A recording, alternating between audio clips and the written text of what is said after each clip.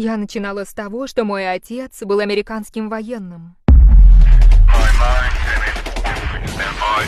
Командир моего отца подошел ко мне и сказал: «Мы хотим, чтобы ты стала частью этой группы.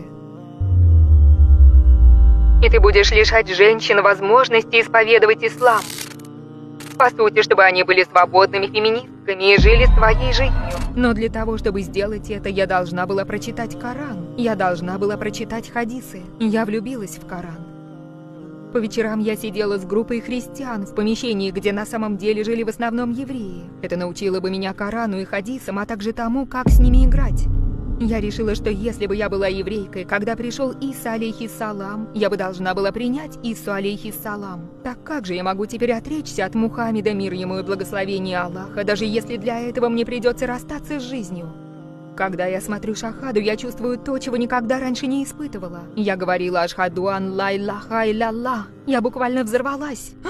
И это было так, словно я впервые в жизни сделала глубокий вдох. Я позвонила своему отцу, который в то время был в Германии, и сказала: «Я стала мусульманкой». Он сказал мне: «Все, я отправляю билет, завтра ты улетаешь в Германию».